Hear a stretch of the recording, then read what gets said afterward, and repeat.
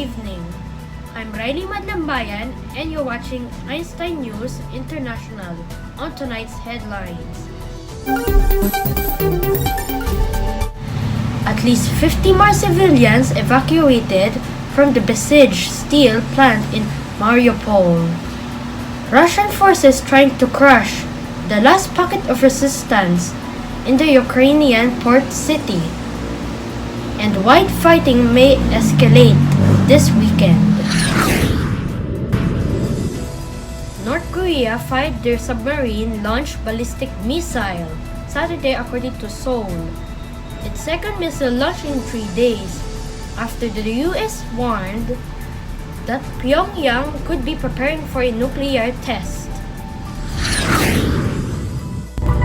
The death toll from a powerful explosion at a 5-star hotel in central Havana climbs to 22, with more than 50 people injured after a suspected gas leak.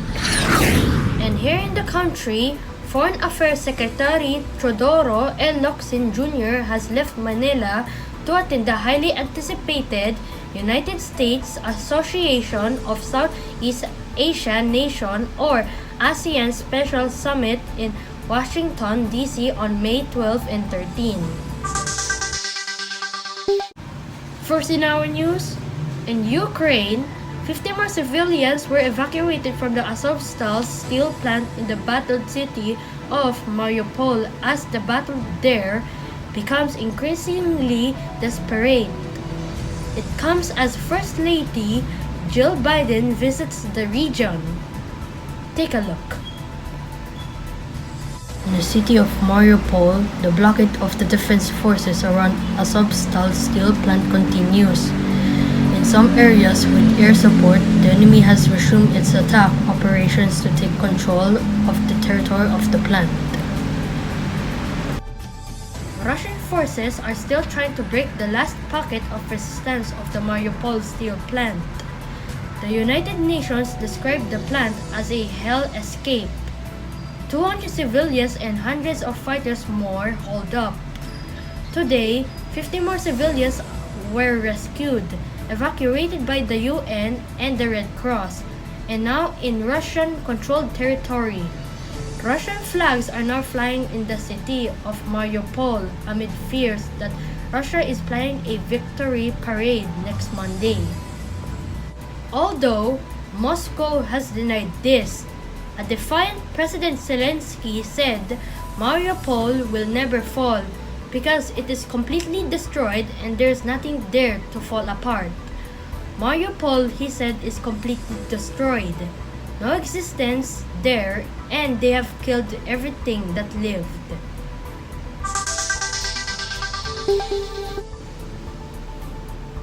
Meanwhile, back here in our country, the Department of Foreign Affairs, or DFA, said this participation reflects the Philippines' commitment to working with its Southeast Asian neighbors and the U.S. for a sustainable post-pandemic recovery and a peaceful and secure region.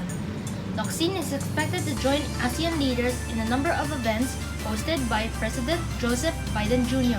and other U.S. government officials during the 2-day summit that aims to enhance and chart the future of ASEAN-U.S. cooperation, focusing on areas like pandemic recovery, health security, maritime security, climate change, clean energy transformation, digital economy, trade and sustainable infrastructure, among others.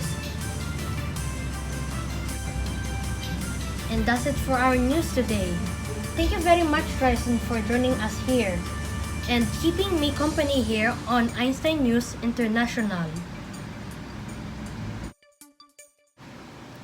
Thanks, Riley.